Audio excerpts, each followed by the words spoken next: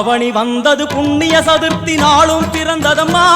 அதிகாலை முதலே மனையில் மங்கள மேளம் ஒலிக்குதம்மா கஜமுகனின் வரவை காண குடும்பம் வாசலில் கூடுதம்மா மா கோலம் இட்டொரு மனை மேல் வந்தான் ஆரத்தியாகுதம்மா